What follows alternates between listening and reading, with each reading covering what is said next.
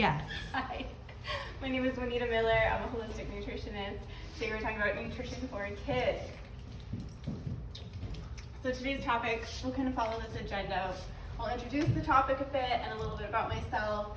We'll go over nutritional hacks, overcoming challenges with children and eating healthy, or you can apply a lot of this to yourself too, depending on what boat you're in. A little bit of gardening, how to get kids involved, the immune support from eating really healthy and well, and then we'll finish with a Q&A. If you have like a super urgent question during, go ahead, ask. But yeah, we can have a big Q&A at the end. Okay, so a little about me. Holistic nutritionist with a diploma of applied nutrition. I did it down in Vancouver at the School of the Institute of Holistic Nutrition. I am also an educator and affiliate with many health products companies across Canada and the States. There's lots of various products that have been very helpful to our family, especially some of the kids' products that they have. So I'll briefly touch on some of those and that kind of stuff. So yeah, I'm also a mom. I have 2 boys, boy and mom, and they're really what spurred me into this talk, because prior to this, my background as a nutritionist is more about skin health, gut health, and skin health and the connection between the two. But after having kids and challenges around nutrition with that, there's been a bit of a passion for sharing and what I've learned so far to help other moms and families with. I don't have all the answers, but what I have found, what's been helpful, I'd just love to pass on. So that's why I'm here sharing. So these are my 2 boys. This is Jasper. He is going to be 6 next month, and Tobias is just 2. Jasper has a whole bunch of food sensitivities. I'll share my story in a little bit, but I figured that because I figured everything out with my health, that when I had a kid, it would just be super, super easy. But it turns out he had different allergies than what I had. So I was spinning the wheels and like, what do I do? I remember like days where I would like, especially as like a nursing mom and trying to supplement with formulas and stuff, because I had my own health struggles at the time.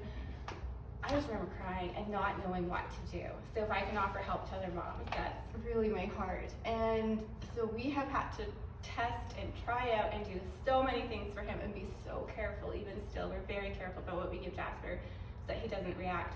We've also worked really hard to heal his gut to a certain point where many of the things he was allergic to, such as eggs, he was anaphylactic to it, like having trouble breathing, face going splotchy and red. He can now eat eggs. He can eat 1 or 2 eggs in a day and he doesn't have any issues. So we can take the body to a point where it can heal as well. Tobias has never had an issue with anything. It just grabs anything and eats it, and I'm just like, what did he just eat? So very different children. I had a few comments from people that like, oh, he's just like that because you think he's that way. You kind of projected it on him, but it's really become apparent that each person is very individual, and we do have to be sensitive about some people and dietary restrictions, so I will speak to that as well. Okay, so this is my story. I was born a cute little girl. By the age of 4, I was diagnosed with an autoimmune condition of psoriasis, and so I started using topical steroids at the age of 4, and I used those all the way up until probably about 24. So 20 years of topical steroid use almost every single day. As you take medications, you develop side effects. Every medication will have a side effect. And as that continued to be in my body and develop issues, as I got older, I had more health issues develop. Also, I wasn't eating super healthy. So one side of my family like ate off out of their garden. The other side took like prestige in being able to afford processed foods. For them growing up, they had lived off of a farm, and the fact that they can now buy like canned goods and boxed goods, it was like, yes, we're so proud of ourselves that we've accomplished this. And so that side was very like, let's have everything packaged, and that kind of became the norm. I ate a lot of sugar, a lot of things. I was quite sick. So the time I hit like puberty, I had tons of migraines, I had gained weight, lots of acne. I was sweating so bad that I could put a new shirt on and 2 minutes later I'd be like soaked through. It didn't matter. So then I was talking to my doctor about actually having my like armpit glands removed because I was sweating so bad. Like it was just getting really bad.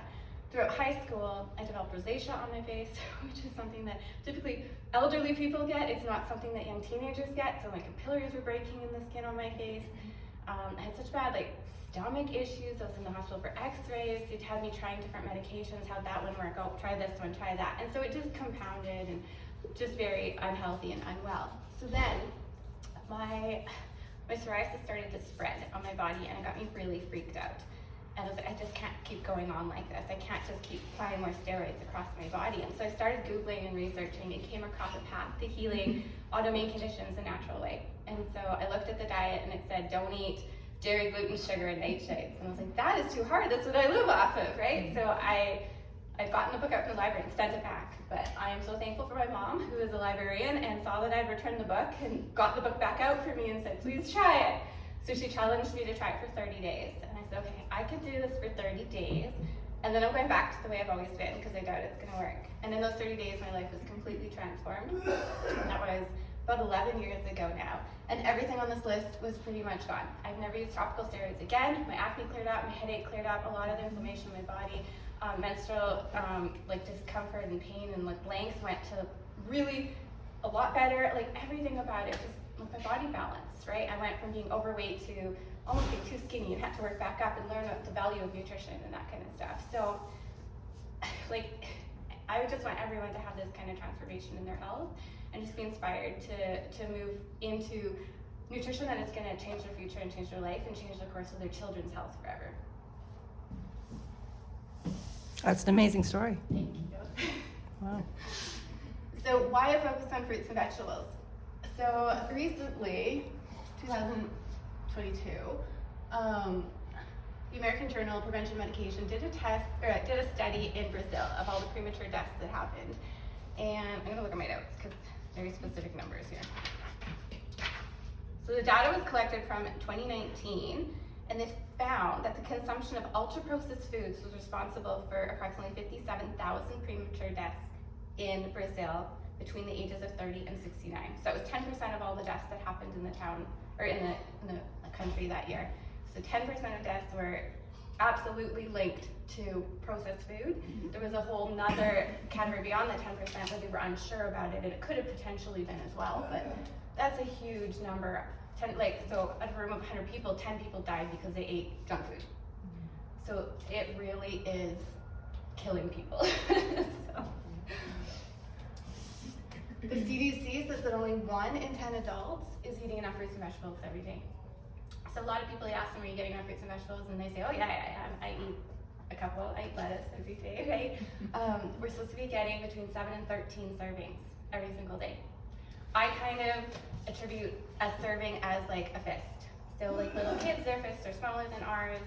As a man, you have a bigger fist often than a woman. So like kind of look at your fist and go, okay, so I'm supposed to have like at least 7 servings of this of fruit or vegetables every single day. I'm not even coming close to that. I know better, and I'm not, because it's really, really hard to fit that in. We don't eat that way anymore. We eat packaged. I eat packaged too sometimes. I'm not, I'm not shaming it. It is difficult. But when we do include it, there's research studies that show it improves all of this stuff, like our gut health, our immune health, heart, skin, everything. It actually, in studies, has shown that fruits and vegetables can change our DNA, like epigenetics, right? It can, if you have cancer genes, you can turn off that gene expressing itself. And you can actively heal some genes too with fruits and vegetables, which is really cool. I love that science of epigenetics. So that is the power of fruits and vegetables. So metabolic reprogramming is another thing that comes when we eat fruits and vegetables. The more fruits and vegetables that we eat, whether we like them or not, our taste buds actually start to develop a craving for them over time. And so there was a children's study that was done. It's an ongoing children's study that's still happening. It's been going on for 20 years. It's an observational study of over 1.5 million children. When they started giving more fruits and vegetables in a supplement form to the children, in 1 year from the date that the children started, 61% of the children were eating more fruits and vegetables than when they started. And that was the only thing they'd done, is given extra fruits and vegetables to the children, and the children were craving it and asking for it. I've heard stories of the children that were like, I didn't like celery, now they're asking for celery, right? So it's getting our taste buds used to it and getting our body wanting more of it. And it's true, the more that I include, like especially during summer, it's so easy to eat more fruits and vegetables because it's right there outside my backyard. I'm wanting even more and more when I'm having it. So that is called metabolic reprogramming, what it does to our taste buds and cells.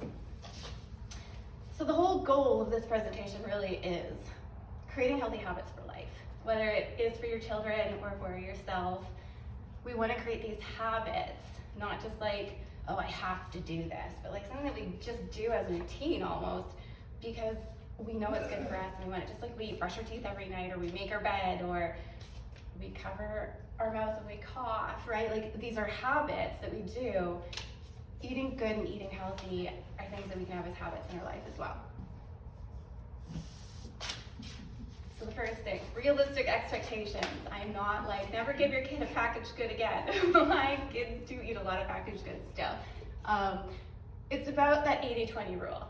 Are you, when you look at your plate, and you serve it to your kids or you pack their lunchbox, is there fresh food in there? Is there whole grains? Is there healthy protein? Or is it just like granola bars and pudding and things? We want to try to balance it. And it doesn't mean you can't go to Dairy Queen and have a Blizzard. It's what can we do to make sure that most of what we're eating in a day, or when we look at our whole week, go, yeah, we've added in a lot of fruits and vegetables, and just doing more than what we are doing right now. And it really boils down to individual. Like my one son, he could probably get away with eating processed junk every day without seeing immediate reactions. My other son, we could be in the hospital. So it is relevant to the person, but it's about balance and having that expectation and not being like, tomorrow I have to go out from here and change everything. It's what can we do that's just a little bit better than where we are today. Oh, by the way, that's my little baby there eating his broccoli. So healthier breakfast. A really great combination for a healthy breakfast and any meal is pairing a protein with a fiber. And so whether that is chicken or eggs or tofu, beans, having that protein is going to keep you from getting hungry really fast again.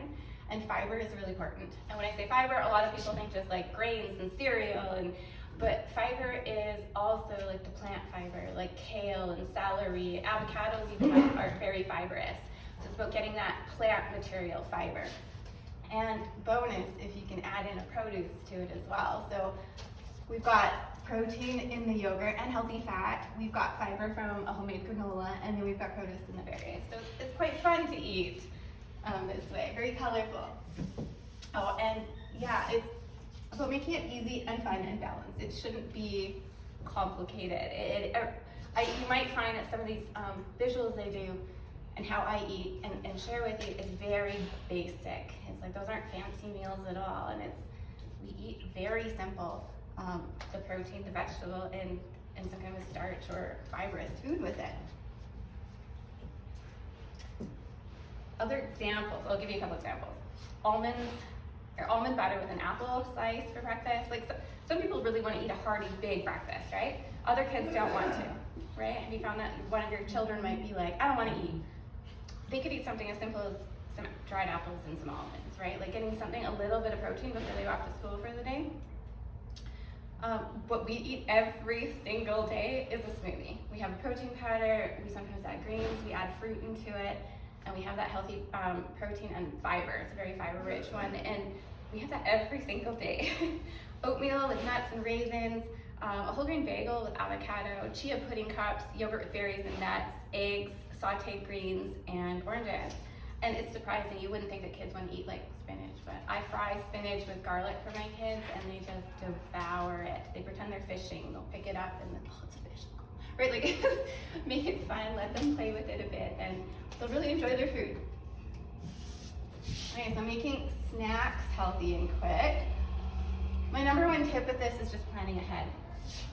If I have not planned ahead for a meal, I'm grabbing a made good granola bar and giving it to my kid, and even though it's organic and allergy-free, it's still got a lot of sugar in it. It's not really what I want to be giving them all the time. So when I plan ahead, like let's say on Sunday I go grocery shopping and I batch some of that produce, I can put stuff like this out on the counter for them, and they mindlessly eat it.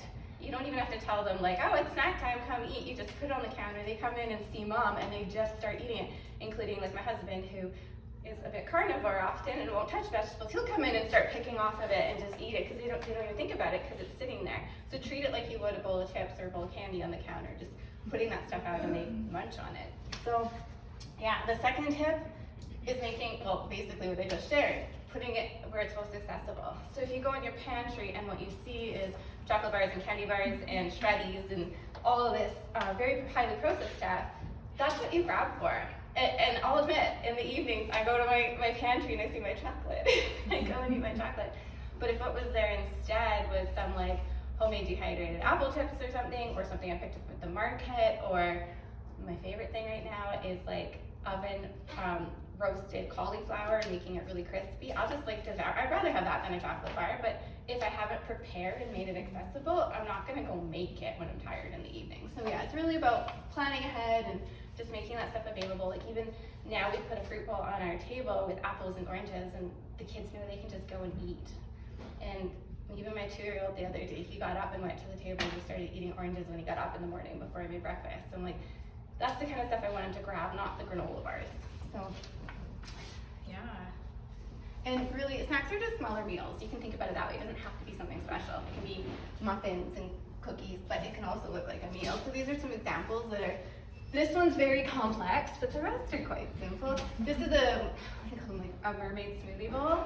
So this is something I've been experimenting with this week, is adding blue spirulina powder into smoothies. And the kids think it is the most exciting thing. Now we've been adding it into cookie dough. So we don't have any food dye in our house. This is what we're using. We're literally adding seaweed into our cookie dough and turning our cookies blue, and the kids think it's so exciting. This is just like a cracker with a banana and almond butter. Like it's actually really easy, and the kids think it's so special, especially if I take like bee pollen and sprinkle it on top, or a little drizzle of honey. I think it's so cool. And if you make art out of it, it takes a little bit more creativity and fun, but Pinterest is loaded with this kind of stuff, and it is so fun. I get a kick out of it if my food looks like that too. I've always played with my food. I always make, if I have like, at Christmas, we do like sweet mashed potatoes with gravy, and I make a volcano and I pour the gravy into it, right? I like to play with my food, and I let my kids do it too because they really enjoy it, and it's fun, and it's almost like playing then. We make a lot of energy bites. Fruit skewers are so exciting. Kids just love skewers. Chia bowls. If you've never made chia, you mix chia and water or chia and almond milk, and you can add some sweetener if you want, add some berries on top. It's fun. It's almost like a science project for the kids. I let them mix it and they love it. And like I say, my favorite thing right now is crispy vegetables, so like frying kale and frying cauliflower and broccoli. Like the other night I made up broccoli and served it to the kids, and every single piece was gone, and they were asking for more, and I'm like, I don't have any more. So anything crispy, they'll love it, like a potato chip. So this is a sneaky way to add more nutrition into the food without even really like the kids perceiving that there's more vegetables in it. Because some kids are like, no, I won't touch it at all, right? You might have kids that I won't touch that at all on my plate. So you can hide it in this way. We've got chicken noodle soup where you're adding in carrots or like onions. You can mince stuff really small, you can leave it big, whatever it is. Sometimes, depending on the child, they'll eat it in soup, but they won't eat it on their plate, right? And maybe because it's softer and easier to chew, I'm not sure, but they'll eat it in the soup form. Especially if you do purees, like soup purees, kids will eat so many vegetables, and I think it's really exciting in a puree. Meatballs. You can add meatballs, or the vegetables right into meatballs. Like add zucchini, add onion, add Beets. Beets, carrots, you did, yeah. Everything. Mushrooms. Everything into the meatballs. And they don't know, they have no clue, so just add it in there. And pesto sauce. So basil, but you don't have to use basil and pine nuts. You can use sunflower seeds, you can use walnuts to make it a little bit more affordable. You can use spinach. Like I really dislike the taste of basil, so I would use spinach instead, or kale. It's just about adding those other ingredients that make it taste kind of like pesto still. And I don't know, my kids devour it. I didn't think that they would like pesto, and we started serving it during the summer because we had so much basil growing. I'm like, I'm not letting this go to waste. And they loved it. And maybe because it's a noodle, I don't know, but stir stuff over noodles and they love it. We've got zoodles. So if you haven't had that before, it's a zucchini that's been spiralized to look like noodles. So another fun option. Which I like to add the zoodles into the other noodles too, because then they don't really see that they're in there either. And then it still has more of like a noodle texture, because that doesn't, it's a little bit. It can be, yeah. Smoothies. If my son's watching me build the smoothie, I don't often put the greens in, but if he leaves the room, I'm throwing kale in and celery. Because he has no clue. But when he's watching, he has a tantrum. So when he's not in the room, they get extra vegetables in there. And we put a lot of fresh herbs into our smoothies as well. Like we've got mint growing and mostly mint. That I do chocolate mint smoothies almost every day, and it's just so good. And pancakes. I've never really done this. I've done banana pancakes, but when I was researching for this presentation, I saw a lot of people use squash. Yeah. I made a lot of squash pancakes, so I'll have to try that out. Pumpkin spice pancakes. Do you need flour too? Oh yeah. Okay. Yeah. You use a little less liquid. Yeah. Cool. And banana pancakes is literally eggs, banana, and baking soda. We were traveling in Thailand, and I was like reacting to everything. So we found eggs and we found bananas, and we just mashed them with a fork and survived off of that while we traveled. So it can be really easy. Oh, omelets, you can hide stuff in there, and then brownies. You can hide just like everything that, well, not everything. You won't put garlic in there, but you can put carrots. You can put beets. Beets are really popular to put in there. I do a lot of zucchini in my brownies or breads. So healthifying your favorite recipes. So this is something I had to learn when I did that 30-day cleanse. I had to cut out dairy and gluten and all that stuff. When I tried to add it in back afterwards, I got really sick anytime I cheat. So I had to learn, how do I cook without dairy? How do I, all these like favorite family recipes that I've eaten for 20 years, what do I do now? Because I feel deprived, honestly. So I learned substitutes to make a lot of those recipes still. So instead of dairy, I could use oat milk, organic soy, or nut milk for cheeses. My children, for my son that's allergic to dairy, he gets goat milk. He does fine with it. I react to goat. But instead I use nutritional yeast for a lot of things. So it doesn't replace everything. You can't use nutritional yeast on your pizza the same way. It's not going to be stringy. But if you're making pesto instead of using Parmesan, you can use nutritional yeast. So depending on the recipe, you can substitute that way. Egg allergies, so if you have an egg allergy, so I had to get creative. Chia eggs and flax eggs, which is if you grind down the chia or the flax, you add it with water and stir it up, and you can replace that in your recipes. Depending on the recipe, you can replace that to maybe the whole egg. Like cookies, it works really well with. Sometimes with cake, not always. Maybe you can substitute half of it, but it's definitely a great alternative for trying out in recipes. Reducing sugar is something I want to do. I found that if I had too much sugar, I definitely would get sick quite quickly, or I would just break out in acne or anything. So I really cut down. I went actually a couple years with 0 sugar. Now I have it in small amounts, but I still had all these family recipes that my grandma used to make, and I still wanted them. So we figured out that you can take a cup of sugar and replace it with 3/4 cup of maple syrup or honey in a recipe. And you can go even further by taking it down to half a cup of the syrup or honey and adding a teaspoon of stevia. So you can really, really reduce the sugar in the recipes, because I still give my kids cookies and all of that, and give them birthday cakes and all that. So I want to give them these things, but I really drastically want to reduce that amount of sugar. So that is something that we've done in most recipes. It works. You might have to play around with liquids and stuff a bit, but experiment with it, and it's worked pretty good. Gluten sensitivity. This is a really common gluten recipe to replace regular flour with. If you're doing very particular fine baking and cakes and stuff, this might not be the best one, but if just for your average cookies and that kind of stuff, you can replace it. There's also blends that you can buy from the store, but if you want to use your own, this is something you can do. I often just use almond flour 1-to-1 also. It works better with my gut, and so yeah, just playing around with different flours.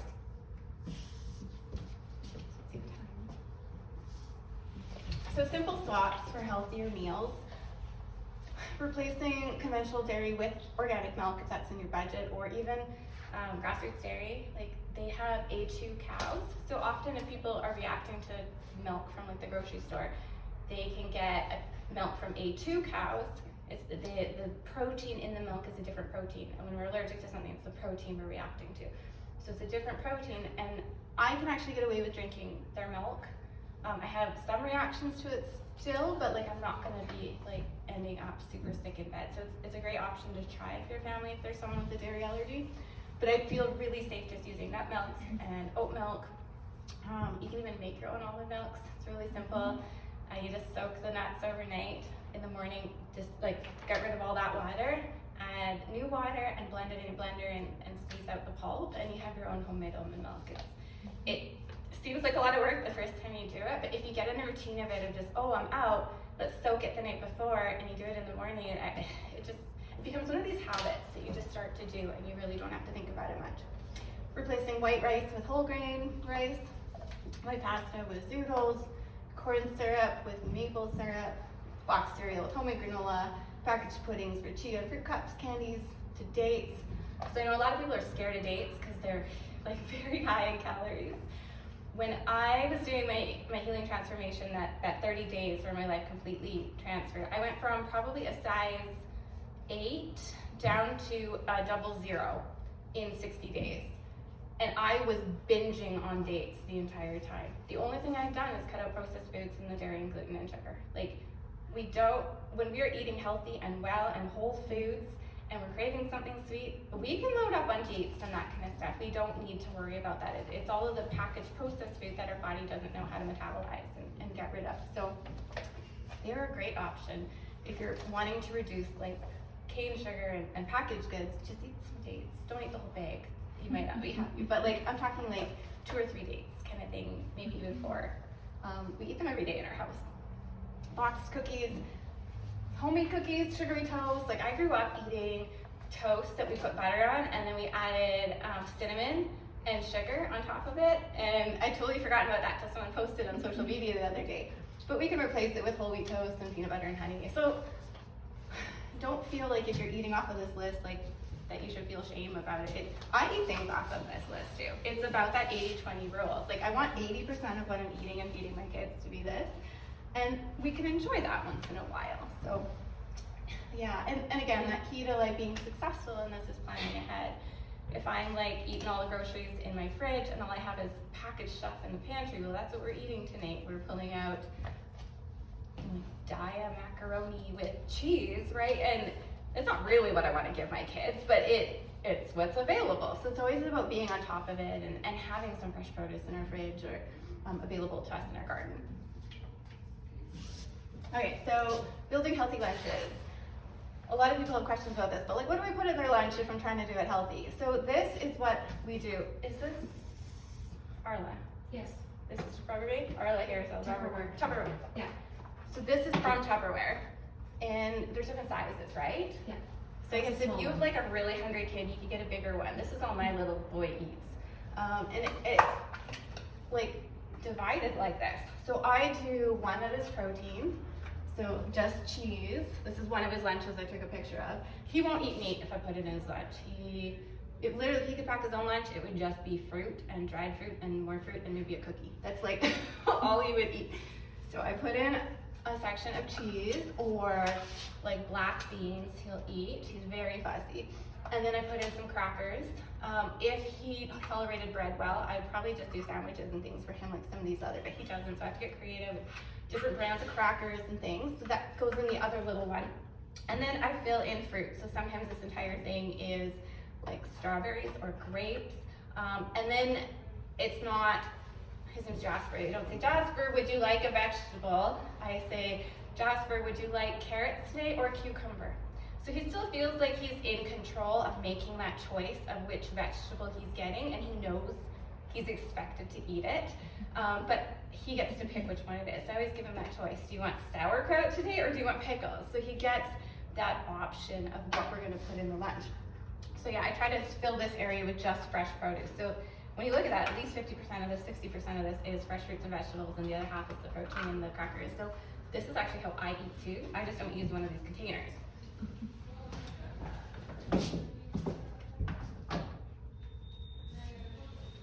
Smoothies and juices. So I wanted to just briefly touch what are the difference. My kids love both. We make this smoothie every morning for breakfast. When we have enough greens, then we also make juice. During the summer, we make juice every like second or third day, and we make enough for a couple days, and we just love it. But there's often like, juicing's better, smoothie's better. So to break it out, juicing is the concentrated vitamin and minerals. So if you're someone who has like a digestive issue, which is what I had for so many years, you can easily absorb that nutrition from juice. It's the most bioavailable way for your body to absorb that nutrients out. People are always like, it's got so much sugar. Yes, it is higher in sugar, but if your goal is to like get those vitamins and minerals and phytonutrients in a very, very concentrated, easy to absorb form, your juicing is gonna be the best way. when you to make a smoothie, you're blending it, so you're retaining all of the fiber, so the sugar is bound to the fiber, so it won't affect blood sugar levels as much. And because of that, it also helps keep you full longer. So there is places for each of these. If you're feeling like, I need a coffee, your juicing is gonna be the best bet. The nutrition that is in there is gonna just kind of give you a little bit of a jump start and make you feel energized. I know I'll drink like a carrot and ginger and lemon if I'm feeling like I need some caffeine. I feel so good after drinking that blend. But if I'm hungry, I want a smoothie, right? So that's kind of the difference between them. And if we have time, in a little bit we'll do a demo of juice and you can taste it. Oh, maybe let's do it. How am I doing? You're good. Let's do it. Okay. Would you like to be the juicer? Is she brave enough? No. Yeah. No. So let's do this and see how easy it is. If you want, you can invite your mom. Do you know how to juice? I do not. Okay, this is awesome. I think I gave away. What is your name? Amber? Ember. This is Amber and this is Christine. And they're gonna help us juice, and they've never juiced before. I'm gonna show you how easy this is. So we turn it on. You have to plug it in. Does anybody in here have a juicer? Yeah? What kind do you have? I just had an Omega 8006. Mm-hmm. So, okay, so what are the big round ones? No, actually, it also does grains and Oh, wow, cereals, okay. flours, all kinds. Is it a horizontal one? Yeah. Yeah. Yeah. So there's different types of juicers. There's centrifugal where it like spins everything really, really fast, and those ones oxidize the fastest. So not as nutritionally great, but they are the cheapest. So if you're looking for like a $100 juicer to get into the market, they're the cheapest ones. I tried them out for a couple weeks and I returned it. I didn't like it. It just wasn't for me. Then your next step up is these ones, like the Omega that you're talking about. They're the twin gear or a single gear. They're also called a masticating juicer, and it's also called a slow juicer. So it grinds it slower and doesn't damage the cell wall in the same way. And so your juice, when you make it, you can actually make it so that it lasts up to 48 hours, some of them 36 hours, as long as you seal it right away and put it in your fridge. It'll keep it fresh, and so you can batch juice then. The centrifugal, the first one, you have to drink it within 24 hours to retain the nutrition. All right, so we turn it on, and then literally you take this, you pick it up, and drop it into this hole on the top.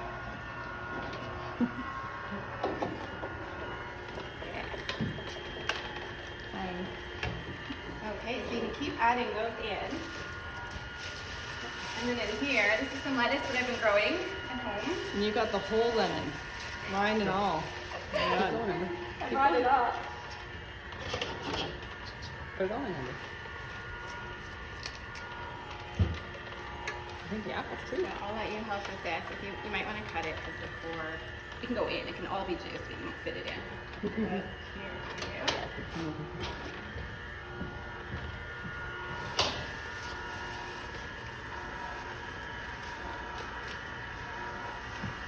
There's another one. Looks like it's stuck or something. Oh. Once it fills up to here, then we'll open this. I think the one's stuck inside. Oh, if it's stuck in top, you can take this tamper and squish it down inside. Just like that. Pretty easy too. Yeah. So this is a juice of lettuce, apple, and lemon. And if I had some ginger, you could add it in there too, and it'll be even more immune boosting and warming. You don't want to add a lot of ginger. we had a party with my husband, and he added, I don't know, I left the room, and he added in a good chunk of ginger. Everyone was dying. You want to add like a half of an inch of ginger. This amount you might even go up to a whole inch. But this is the basic recipe. Because of the digestive issues that I have from all those years on steroids, and then I had been on also antibiotics for 4 years straight without a break. I have a very, my digestive system doesn't work as well as someone who didn't have that kind of medication in their life. And so when I eat lettuce, it really affects me. I'll have diarrhea right away. So this is a way to be able to eat lettuce and get all the nutrition from lettuce. So basically I'm drinking my salads, but I can get all that nutrition that way. So for me, juicing is something that is very vital. I was also going to say, if like the redder apples have a higher sugar content. So if you go with a green apple, there's less sugar. Like a Granny Smith and stuff like that, is a lot less sugar content. So if somebody, They juice better too. Cool. yeah. These ones I got for free, so this is what we had. Yes, Ellen? How on earth did you get a whole head of lettuce in January? I grew these in my house on my indoor garden. Yeah. Nice. Let's see. So while they do that, we'll continue on, and then we can all taste it after that. Okay, so some of the feedback I get from other moms, especially not in like our holistic health circle that I live in, their kids won't even like touch what's on their plate. They're like, I try, I get berries, I get like they have tried everything. And so I wanted to speak to some of that. Your children may or may not be in that boat, but even my children who one day love cucumbers, the next day won't eat cucumbers. So this is kind of things that I have heard about addressing some of those challenges with kids, or even adults. Even if you don't like vegetables and fruit, you can apply some of this knowledge to yourself. I'm going to be sharing a lot of different ideas. If you applied all of them, you'd probably just seem like a really mean drill sergeant person. So it's not that I do all of these, it's about taking some of these methods, I guess you could say, and trying them out and seeing what works with your child. So what's important, like what it boils down to, is two things, I find. Expectations. Like our children need to know what is expected in our household, like when it comes to everything, right? Like when we go into public, do we cover our mouth when we cough? Do we make our bed every day? Do we brush our teeth every day? Like these are habits that we do, and I'm raising my children to expect you do this every day. So when it comes to food, I treat it the exact same way. It's not that I'm like harming my child by making them eat vegetables. I'm teaching them a lifelong habit that's going to shape them differently. And I want them to know what that expectation is. They know ahead of time what's expected for them to eat on their plate. And the other thing is the way that we word it. If I'm just like, you eat your vegetable, my kid is like, I'm not eating my vegetable, right? Instead, it's even so I'm gonna make it a game. Like, who can finish their broccoli first? And it's all gone. Like, he just devours it. And so even just that question of, in your lunch today, do you want carrots or do you want broccoli? So instead of, you will have a vegetable and you'll eat the vegetable I put in, it's, how do I make it so that he feels like he's having ownership in that decision? When the trapdoor needs to be open for the juice. Oh, we're almost there. I was we were gonna stop at the last apple. We still got another head of I know. But it was full. Okay, so it doesn't seem very fun, everything I just said, and I know that there's a lot of parents out there that would completely disagree with what I'm saying about laying these expectations out there and think that maybe I am too harsh. But as I've talked to other parents, because I had trouble with mine, I found that this is what they were doing in their families, and so we tried stuff. So it's, kids feel safer when they know it's expected. They feel safer when they have a schedule. And there's a lot of thought about it, just let them be like free birds and whatnot, but they do need some structure, and within that many children do feel safer. So my kids know what is expected.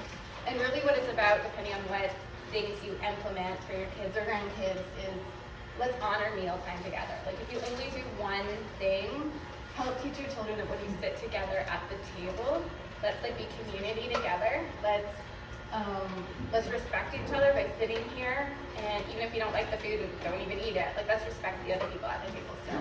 So, yeah, like in some households, they have expectations that we don't start to eat until everyone's sitting.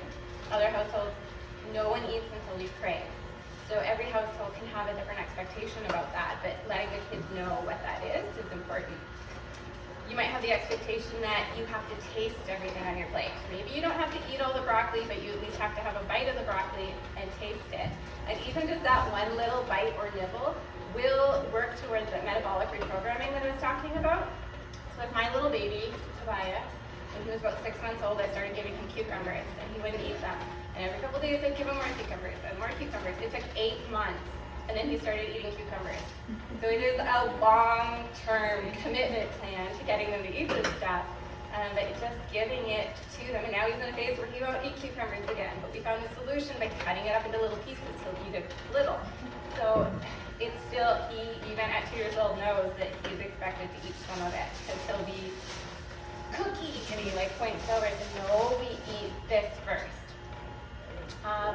You might have expectations like not saying yucky. You might say instead, I don't care for this, could I have an apple, or something like that. We ask to be excused, so that's part of respecting the other people at the table. If you want, you can put it in this now. We respect the other people at the table by not getting up and running around the house, and also that's a choking hazard if they're getting up and they're running around, and they're not eating as much if they're running around either. So that might be an expectation that you have, that everyone sits in their chair. Yeah, thank you for making that. Everyone sits in their chair until collectively you're all done, or maybe just until they're done their plate, and then they ask to be excused. And I know that kind of sounds boring and not really like important for nutrition, this whole sitting at the table, but the more parents that I talk to, especially with older children, it's really important just for community. It's important for respect to each other. All right, you might have a policy that they have to sit in their chair. They can't stand in their chair. They can't be dancing. So kind of similar to the last one. And phrases, so I was talking about our language is important. It's not like sit in your chair. You can say instead, when you leave the table, it tells me that you're all done. Are you done with your plate? Because I'm going to put your food away. And then they're like, oh, I'm not done. I'm still hungry. And then quick, sit down again. So it's helping them make sure that how their body language is of running around is maybe not communicating what they're actually feeling, and so they want to keep eating. So that's something we'll do, is we'll take their plates away and say, it looks like you're all done. Are you still hungry? And then they have the option of sitting down and having more food. We also give child-sized portions. So I've heard a lot of philosophy, like a lot of people grew up with like, my parents forced me to eat everything on my plate and now I hate this food, or made me vomit when they made me do that, or whatever. And then there's the opposite side, that I let my kid eat whatever they want and as much as they want. And I think it is about a balance of the two. So we give our kids a little bit of everything. I give them lots of something I know that they like, but if it's something they don't like, they still get one piece of it on their plate, and they know they're expected to eat it, or at least taste it. So yeah, our expectation is to eat at least one piece of vegetable, at least one bite of protein. And then sometimes I think it's okay to bribe when it comes to meals. Like my little baby, he's asking for a cookie. You can have a cookie when you're done your plate, and he'll take his plate and throw it on the ground. So I pick up the pieces and I put it back in front of him and say, you don't have to eat this, but if you want the cookie, you have to eat this. And it might repeat a couple of times, and then he's like, I want cookie, he eats his food, and I give him the cookie. So I'm getting him to eat it with a bit of a bribe. So don't know how you all feel about that, but that's what we've been doing to get it to work in our family. That's age old. You don't know dessert if you don't finish your dinner. Exactly, that's my next point here. It's okay if you don't finish your dinner right now, but it means that you won't get dessert until you finish it. So it was something that I was finding that my son wasn't finishing his meals, and then he would be hungry at snack. And snack was a muffin or a cookie and something that was sweeter, not vegetables. I'm like, well, he's not getting his vegetables. So my friend was sharing with me what they do is they actually like wrap the plate up, put it in the fridge, and then for snack time, this is your snack, and everyone else is getting cookies and muffins, and he's having to eat whatever it is, cucumbers and a chicken bite or something, right? And that's no fun.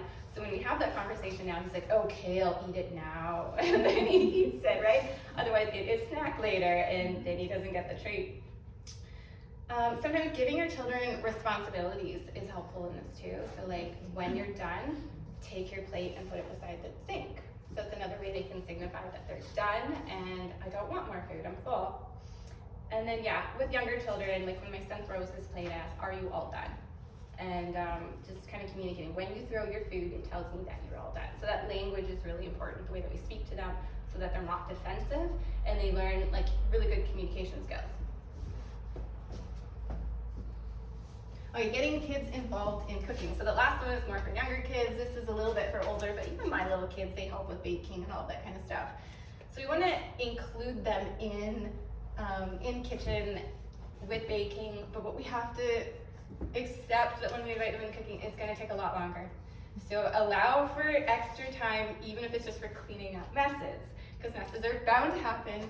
My 6-year-old right now, 5-year-old still, is adamant that he wants to crack all the eggs when we bake, which means there's eggshells in our baking.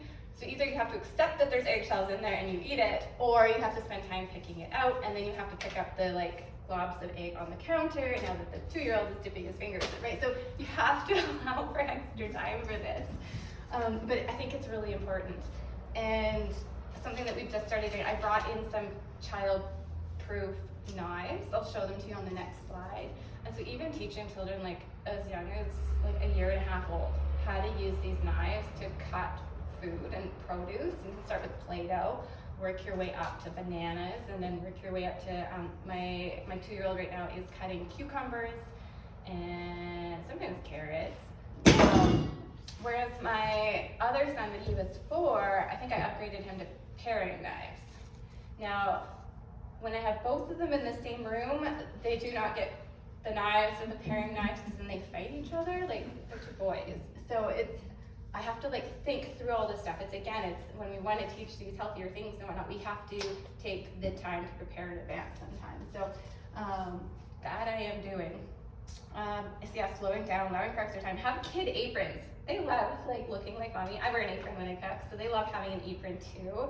It's really fun, or their own little mixing bowl. The other day we made 2 batches of cookies, so they each got to stir their own bowl, and that was really exciting for them instead of fighting over the same bowl. And something that we do sometimes daily, sometimes every couple of days, is we make up a raw cookie dough batter that we love to eat, and we sit down on the floor in the kitchen, and we each get a spoon, and we just dig out of that bowl, and we eat together. So in their mind, they're baking with mommy, and it's like our thing that we do is eat this cookie dough together. So you can have these little things with the kids. They can learn how to make smoothies and shakes. My friend, her kids I think are like 9, 8, and 3, and they all know how to make their own shakes. In the morning, they take a powder and water and mix it up, and they can make their own breakfast. And I was watching these other twins on social media. I think they're each 2, and they have their own little mini fridge, and they're pulling out like eggs or chia bowls, and they're feeding themselves. And it really teaches lifelong skills right from 2. So it's so cool. I love seeing that kind of stuff. So these are the tools that I was just talking about, these knives. You get them off of Amazon, and they're just like, I think there was a big craze where they were like great for like cutting lettuces and that kind of thing, but now if you like type in kids knives, this is what will come up. Often they come with like a set that's got like a metal, like it's kind of like a push one with metal, and it's actually like, they say it's the intro one, but it's kind of dangerous. Did you find that? We just got them for Christmas. Yeah, we were recommended to throw those ones in the garbage. She can use it. Yeah, because if you push it on your skin, it will cut through and bleed. These ones won't. So these ones are absolutely safe, like almost any age. I'd give like a child who's doing like baby led weaning, I'd even give them that and let them play with a banana, right? Like it's awesome. And so my kids feel like they're like in the kitchen really doing it.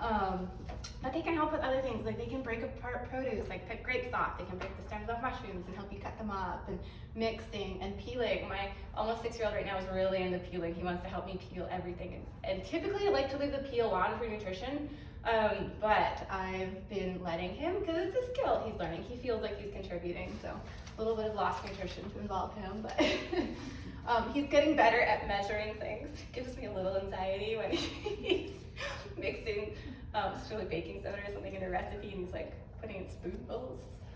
Slow down. So I just have to slow myself down enough that I'm doing it with him.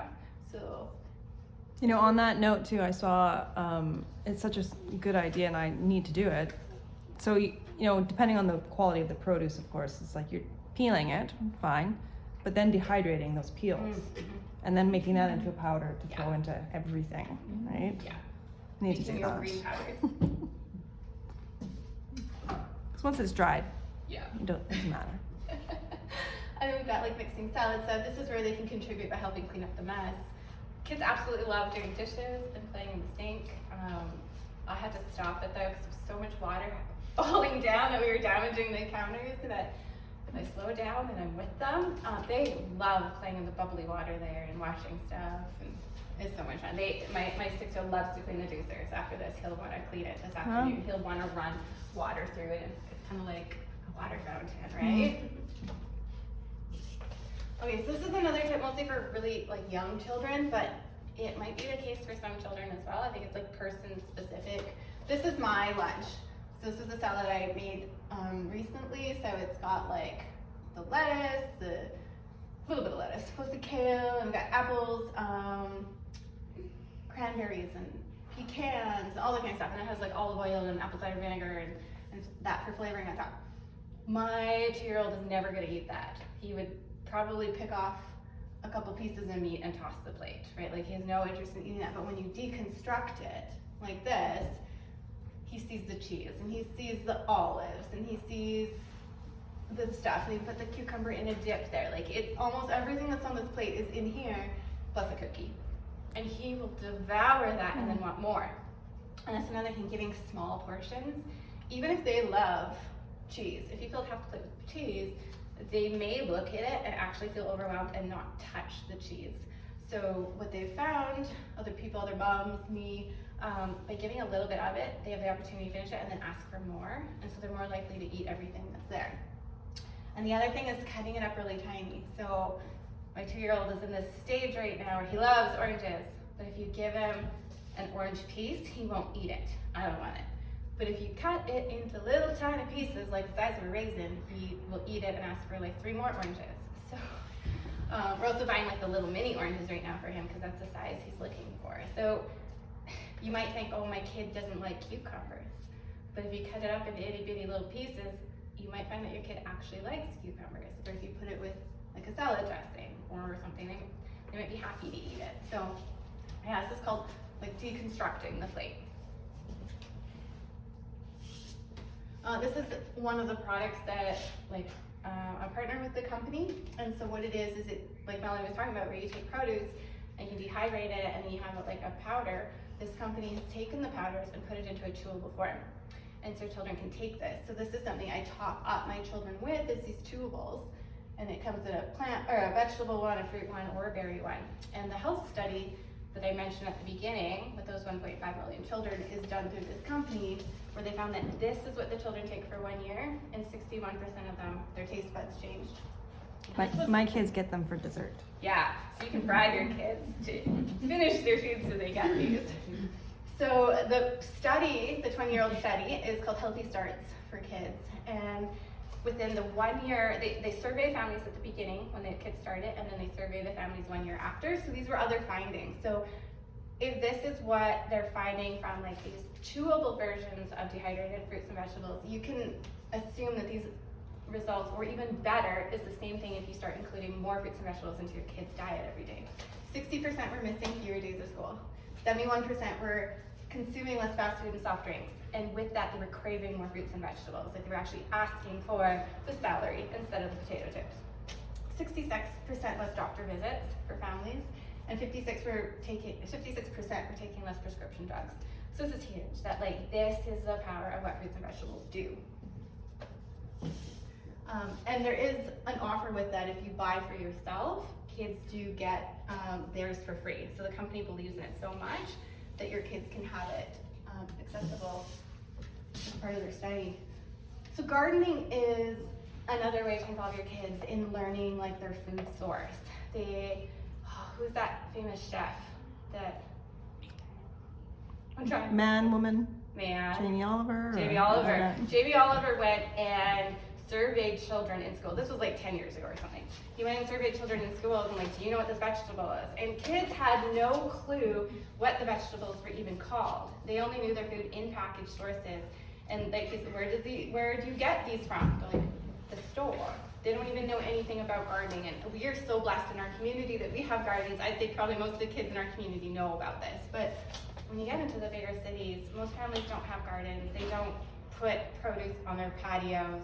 Some of them don't even have patios. It's really difficult for many homes in the urban cities. So we are so blessed that we can do this here. We can do gardening. So this is my 6-year-old Jasper. This is a watermelon, a baby sugar, what is it called? Sugar baby. The sugar baby watermelons. He got 3 of them and he was so proud of himself. All summer we kept checking on him, and now this year we're going for bigger ones. But like there's so much pride that they take in growing in their own garden.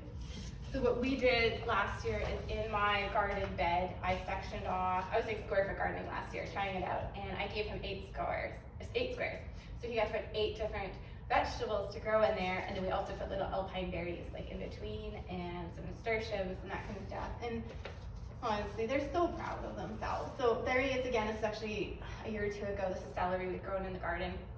And he's like so proud of it. People will come over and he's look at me, I eat greens. And he'll pull stuff out of the garden or off our tower and he just chews it and he's showing off and he's eating vegetables. I'm like, this is like better than like hitting your brother to show up. This is actually good for you.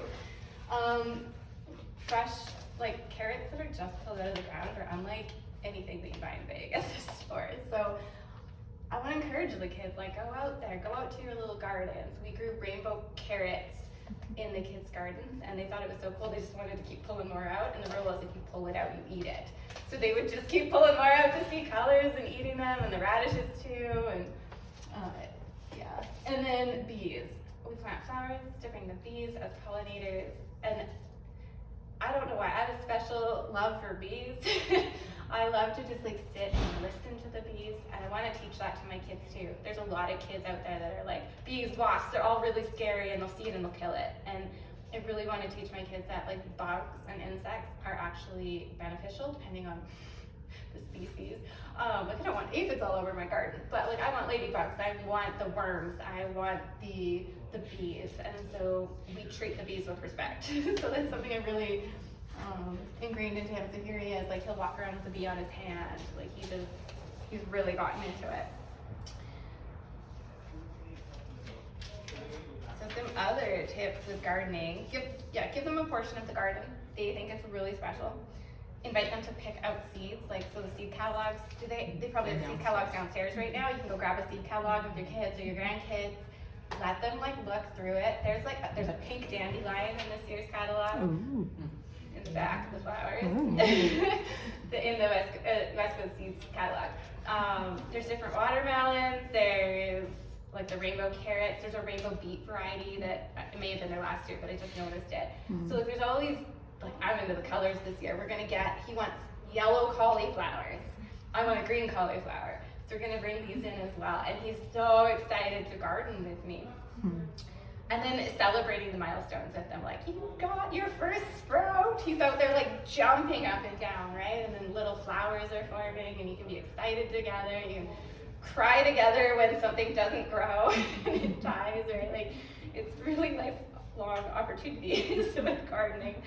And then like even seed saving. He has watched me save seeds from my plants. So it's a skill that is being lost, I think, to our society that we really need to teach this. And so he can learn how to do this with me.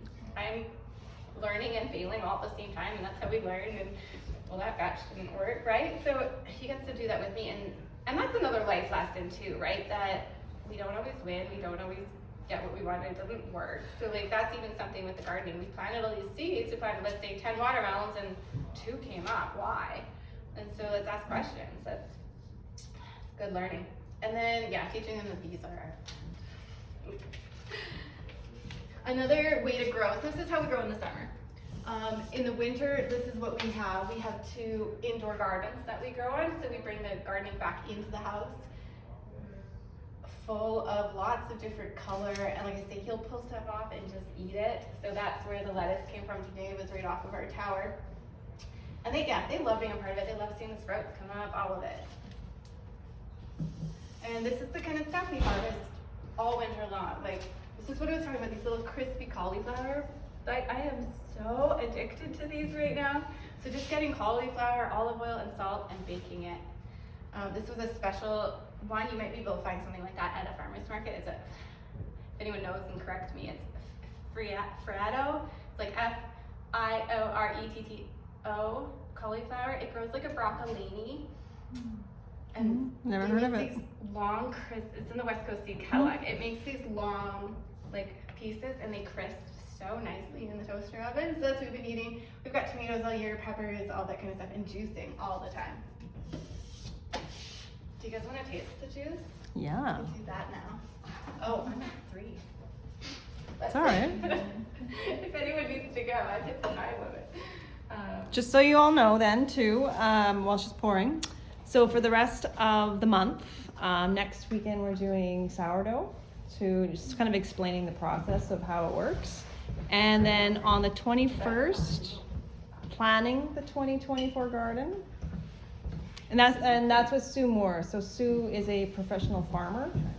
And so that's going to be like, let's review what happened last year and then plan for this year. And then on the 28th, we have the seed saving. So just kind of starting to understand, especially as you're planting your garden, because there actually really is a lot to know about saving seeds and cross-pollination. And so if you plan on saving seeds, you need to plan ahead to know what you can actually save.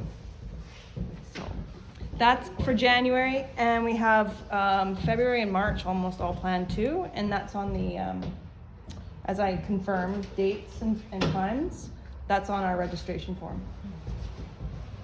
Did you choose the apples first? No, the lemons first. The lemons, most of the lemons went first. Because I got more lemon. Mine Oh. were lemon tea. I didn't bring a Oh, spoon thank to stir it. you. There is a lot of lemon in it. I tend to, sometimes I won't even add apples, I'll just do the lemon. The lemon that's good. makes it sweeter, more so than the apples even. There's something that it does, so thank you. Shot. Yum. This is our last section here, immune support.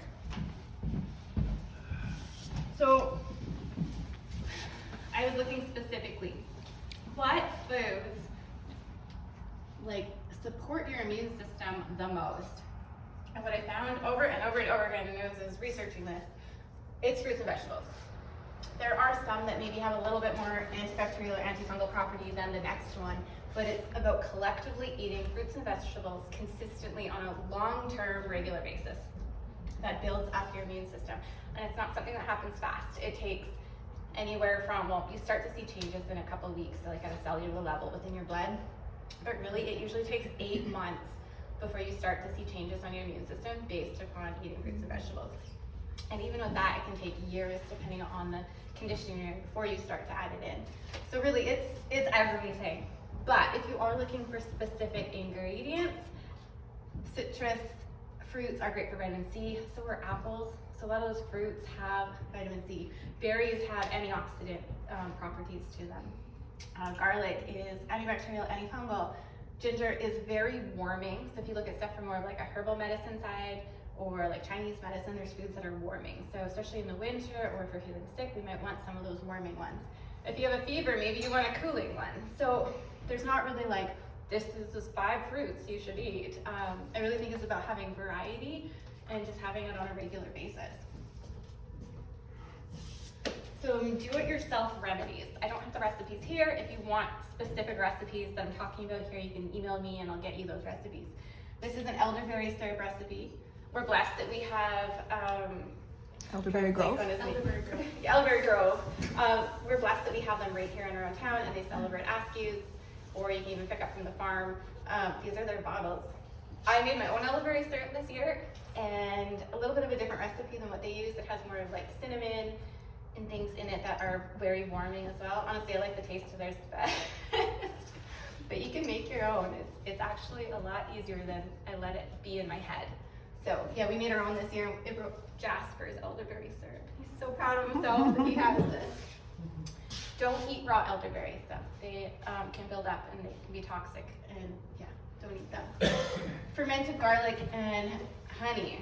So chop up some garlic. You can even use whole garlic if you want. Fill your jar up with it and cover it with honey. And then every day for a month, open it up and stir it, seal it back up, and do that for a month, and it becomes honey garlic. And as far as I know, this can keep indefinitely. You don't have to refrigerate it. Put it in like your pantry where it sits until people feel sick again. You can pull it up from last year and eat it. So we made this at the beginning of fall, and that's what we're down to right now. So Do you just dig in with a spoon? yeah. Clean spoon every time. So I took a spoonful today, Justin took a spoonful, and for a while I was actually mixing this in with like mayonnaise and having like a honey garlic mayo dip. Yeah. But then I got a little sick of the flavor, so I'm reserving it now just for like medicine. Ginger lemon tea is something I've done for years, and literally you take ginger, slice it up, throw it into a mug, and pour boiling water over top of it. It's that easy to make ginger tea.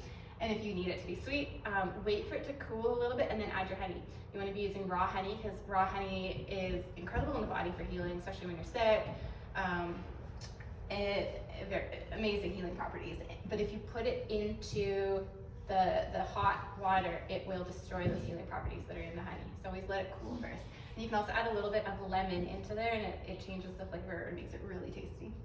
And then chicken noodle soup, honestly, like when you're sick, chicken noodle soup is amazing. If you don't do gluten, skip the noodles or use a rice noodle instead. Something about the liquid, you need more liquids when you're sick. You need more nourishing things, and that is just a great method to get in when you're sick. It usually has onions and garlic and parsley.